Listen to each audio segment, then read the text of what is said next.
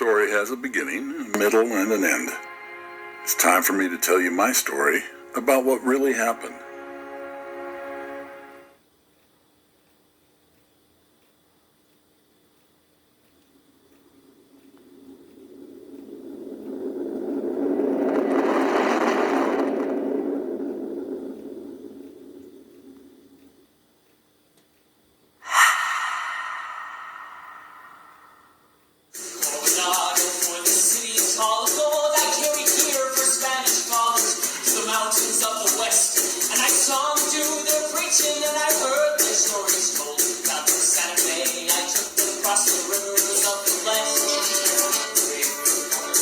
So, I'm just glad everybody's here. And it's amazing how many people come and just see Butch Cassidy's drum.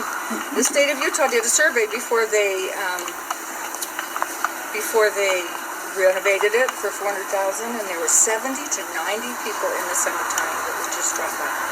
They counted.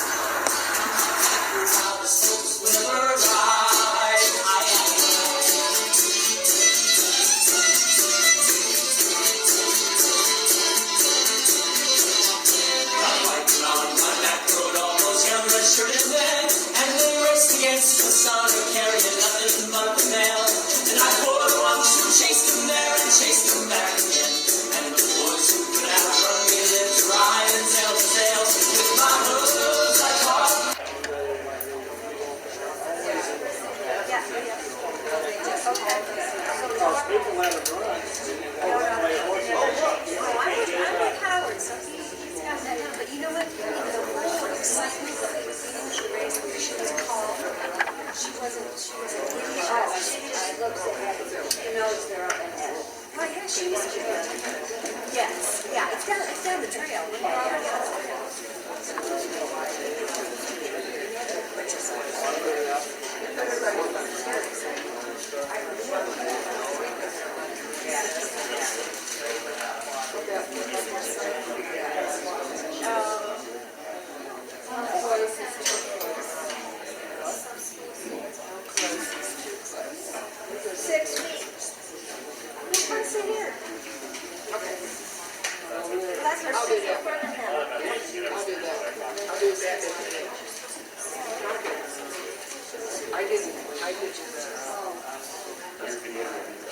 Good evening, everyone.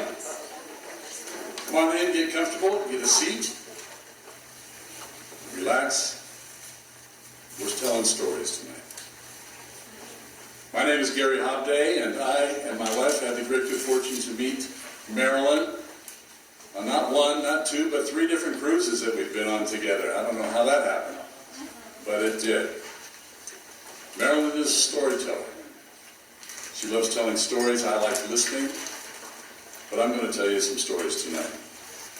We're very pleased to let you know that the Millard County Chronicle and Progress newspaper is here tonight, so we're glad to have them here. And right now, Marilyn has asked me to, A, welcome you all for being here, and to thank some of the people that have been integral in getting this performance going.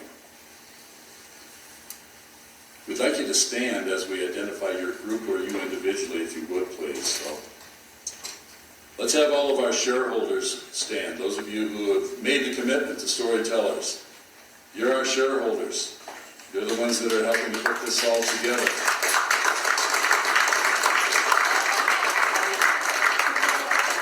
You have not only made a time commitment, you have made a monetary commitment to make sure that this story gets told. We also want to acknowledge Shauna Bagley, principal of the School of Shauna here. No. We want to thank Clive Romney. Thank you, Clive. We want to thank Abe Johnson and his film crew that are here today.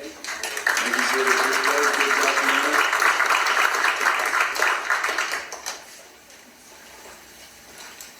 Right now, what I'd like to make sure all of you do is turn off any cell phones or electronic devices that you have. Those of you that left them in the car, we have people going car to car collecting them. So not a problem. Like I started out earlier here, we are telling stories. Not just me, not just Marilyn, but our entertainment will be telling you some wonderful stories as well. I got a chance to listen to them while they were rehearsing. You're going to have a wonderful night. But you need to sit back, relax, get comfortable. And what I'm going to ask you to do right now is close your eyes, sit back, relax, and let me pretend to be Butch Cassidy and tell you my story. Every story has a beginning, middle, and an end. It's time for me to tell my story about what really happened. There have been endless lies about my life as an outlaw, and it is time to set the record straight. The Pinkerton Detective Agency made my life a living hell. I tried to go straight many times, but being hunted made 4 desperate times. Just when I thought we were safe, the Pinkertons found out about our escape to Bolivia. I always felt like they came after me while I was down, and that their aim was to keep me down. We had to liquidate everything we owned on our ranch in 1906 in Bolivia, because they knew where we were, and we needed to sell off everything so we could again escape. We went on the run again. Etta had had enough by this time, and she didn't like being hunted, so she went home, and I did not blame her. Me and Sundance had to move fast or we would be dead men. We waited 2 weeks for a boat to take us down to Pernambuco. From Pernambuco, we had to wait a month for a boat to Europe. We left our ranch in 1906 and arrived in Paris, France, and stayed there through 1907. We were safe at last. We toured Europe before we returned to the United States. Thanks to our friend Percy Siebert, the head of the Concordia tin mines in Bolivia, everyone thought we were dead. I had saved Percy's life on many occasions, and he was repaying the favor. He also knew how sick of the outlaw life we were. Later we heard that Percy told the authorities that 2 bandits had been killed, and that Percy said that 2 American bandits were me and Sundance. From November of 1908, the world and the Pinkerton Detective Agency thought we were dead. We would let it be that way. Being in Paris seemed like a dream. We could finally live life without fear. Now, let me start from the beginning. My folks came to Utah in 1856 from England and settled in Beaver in response to Brigham Young's call to gather in Zion. They were hard-working Mormon pioneers with so much love for our family and each other. My parents, Maximilian and Ann Parker, had a love story all their own. I am the firstborn to our family. My mother gave birth to me April 13th, 1866, on the kitchen table, as many pioneer women did then. My mother and father were so good to me. I came from a loving family, and I loved my folks, especially my angel mother. One thing I know for sure, they would do anything for all of us kids. I am grateful to have a family with many children. I had to work hard and take care of my brothers and sisters. My family loved me, but Ma loved me the most. Her favorite name for me was Roy, not Robert, my given name. The baby in our family was born in 1879. His name was Ebenezer Maximilian Parker. Father bought a 667-acre ranch in Circleville.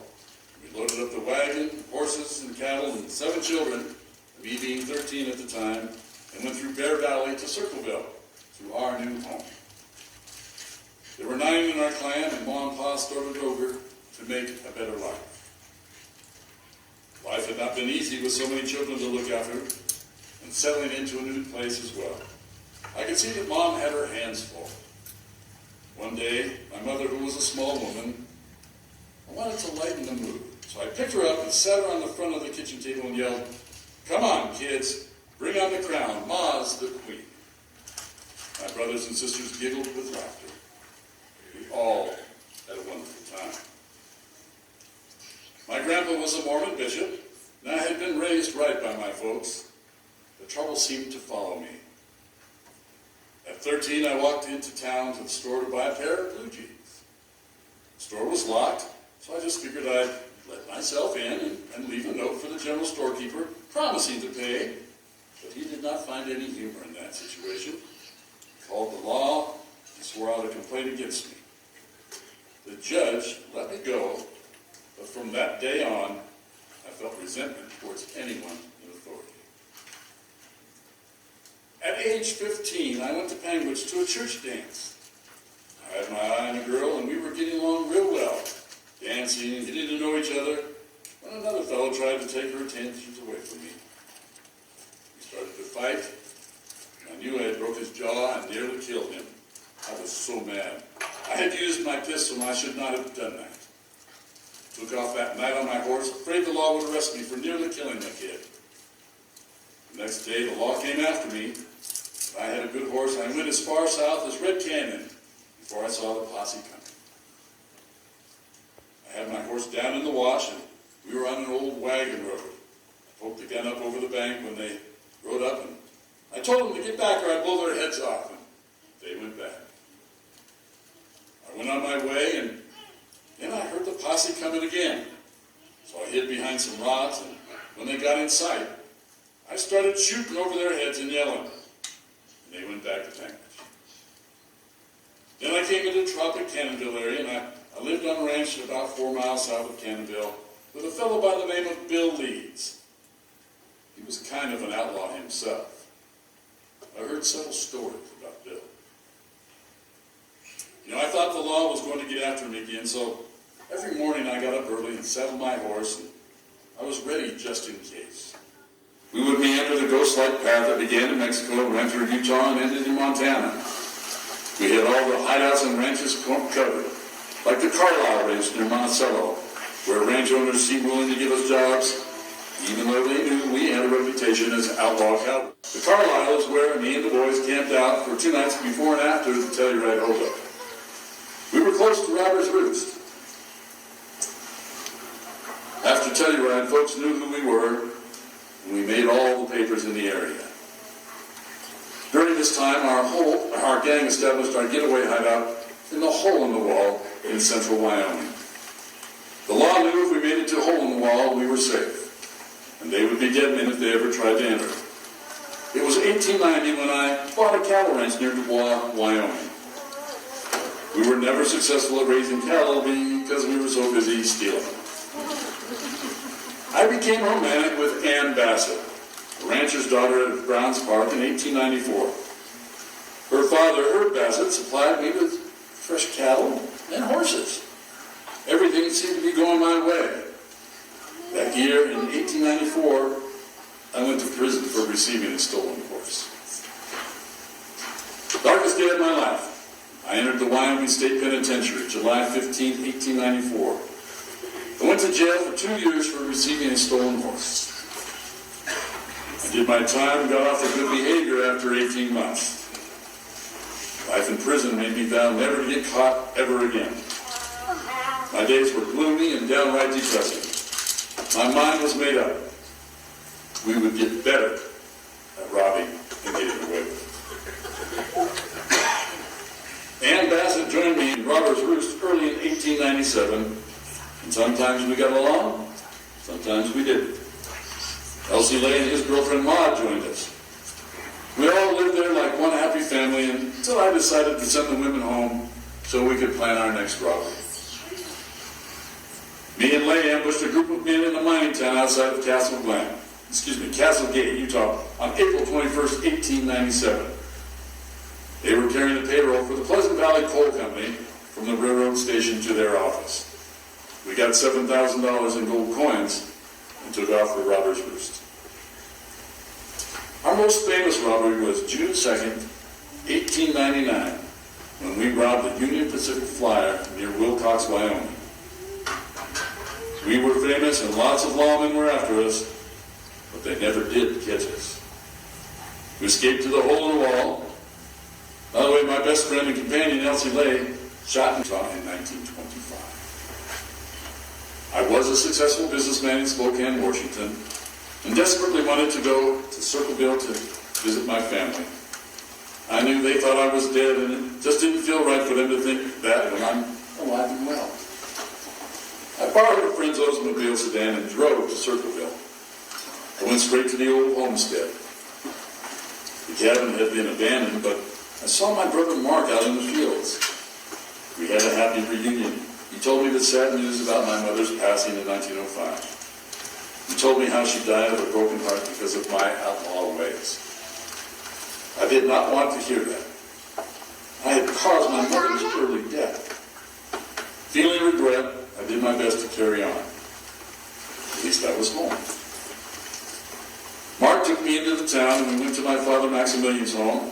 We walked up to the house and Dad came out. At first he didn't recognize me, but as soon as I smiled, Dad knew instantly that I was his boy. We hugged and cried in each other's arms for a long time. Then we went inside to visit. Dad called Lula, my sister, and told her to come over and bring food for all of us. Lula rustled up plenty of food and put her children to bed and came over to Dad's house. It was a shock for Lula to see me alive. She had heard so much about me over the years, but we had never known each other. We stayed up all night visiting. I not only had my family back, but I got to know my sister Lula. I told them that I had a wife and a son and I lived a good life. They asked me how I escaped and about my facelift in Paris, France. They could see that my nose, my ears, and my jawline had been altered, but Dad said, "You cannot take away that smile or the voice." Dad said, with or without surgery, he would have recognized me. I explained to Dad, that is why I settled in Spokane, Washington. I did not want to come back to Utah. The risk was too great that someone would recognize me. They asked why everyone said that I died in Bolivia. My only explanation is I heard Percy Siebert from the Concordia tin mines said that the two American bandits that died in November of 1908 were me and Sundance. He knew how sick of the outlaw life we were, and I had saved his life on many occasions. So first he lied to put an end to our running from the law. I was happy to let everyone think we were dead. I stayed for 2 weeks and went camping at my favorite place on the ranch, Tom's cabin in Little Dog Valley. My brothers came with me and we saddled horses and went to camping. That was the safest thing we could do, not to be seen around town. We went into the mountains and camped and hunted and made up for lost time. Those 2 weeks were the happiest times of my life. The happiest times of my life. It was good to be home. However, the time had come to go back to Gertrude and Billy, and I felt pressed to go back to work. My heart was with my family in Circleville, but my family in Spokane needed me there. I had a lot of time to think and reflect on everything that had happened in my life, and all I know is I survived. I have a good life now. Sometimes I wish I could turn back time. I wish I had not broken my mother's heart. I could not hold back the tears, and I thought of my angel. She loved me no matter what, if I had just come home. And paid the price for hurting that boy at the dance. Life would have been so different. There was nothing I could do about the past. So I resolved to go home and be a better man. By this time, Gertrude and Billy knew about my true identity as the famous outlaw, Butch Cassidy. And they did not want anyone to know. They kept my secret, and we lived a normal life. I had talked about the 1929 Great Depression and hit the world, and I lost my manufacturing business. As I said, I barely saved our home, and Gertrude went to work as a librarian. My self-confidence was shattered. I had so much courage as an outlaw, and going to Paris, France, and having a facelift was one of the toughest decisions of my life. But here I am, unable to support my family. My relationship with Gertrude deteriorated. I could not find work, so I decided to go back to places Sundance and I had buried some gold coins from our robberies. I headed to Lander, Wyoming, where I knew I had money hidden. When I arrived, I met Will Boyd, the brother of an old girlfriend, Mary Boyd. He recognized me and went to get married. Mary and I had lived together from 1895 until I went to prison, and she married another man and had a family. Now she was a widow.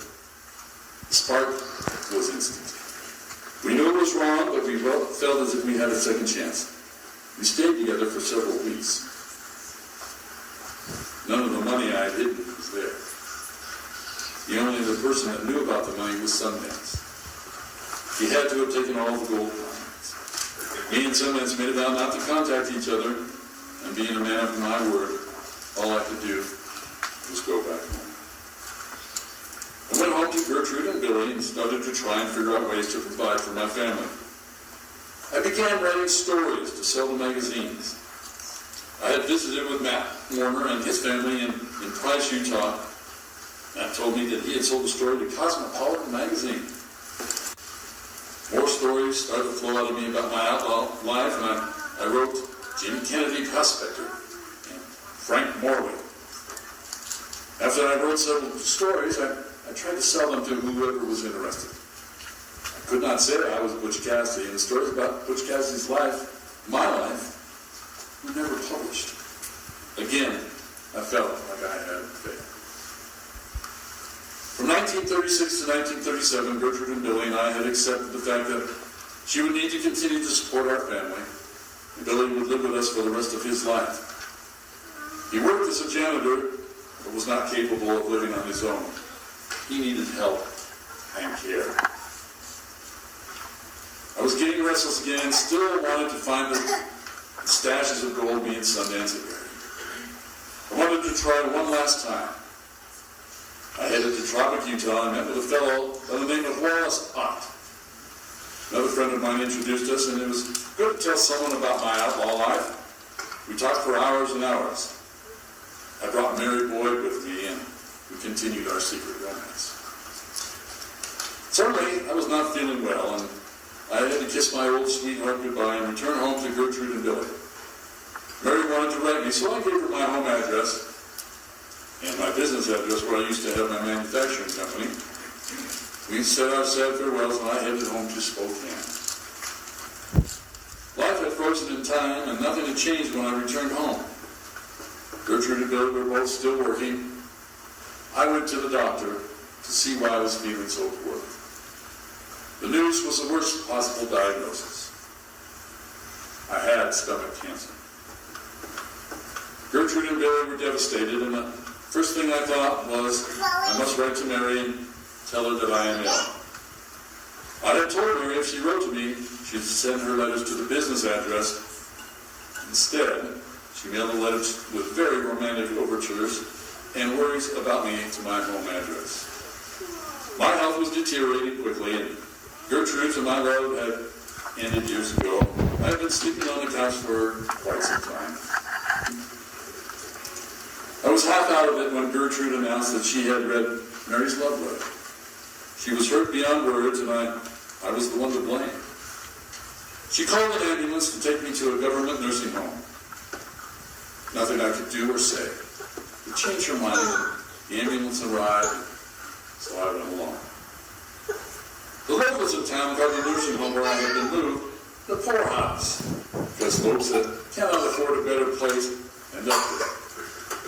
The conditions were awful. It was July, and I was put in the attic. No one gave a damn, and I could have died of neglect. I called a couple that Gertrude and I had been friends with for years and told them to get me the hell out of that awful place.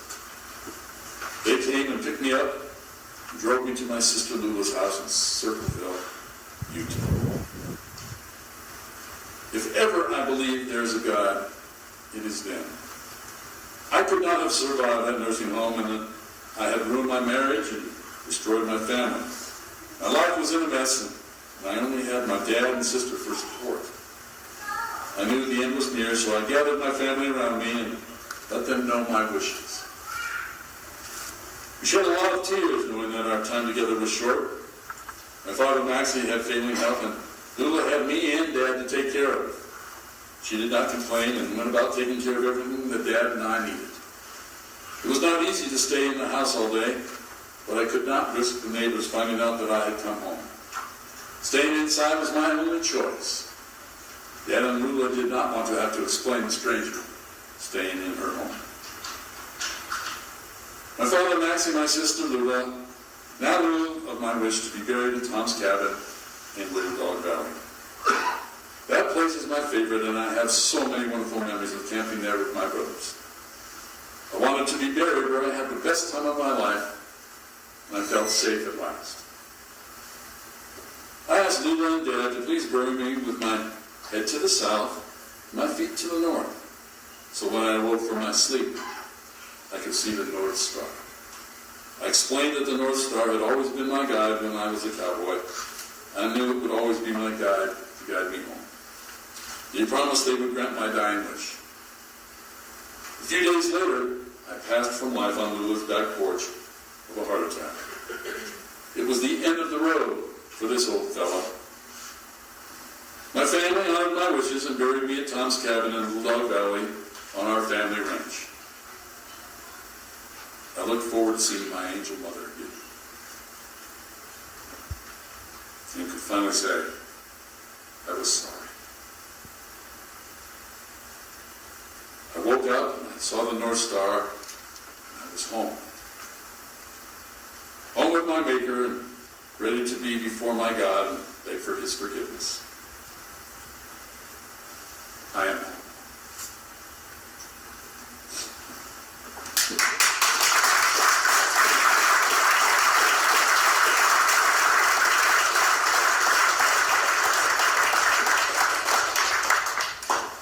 Thank you for being patient. And Marilyn, I know that you would like to share some information about what we're going to be seeing in this documentary. So again, please welcome you.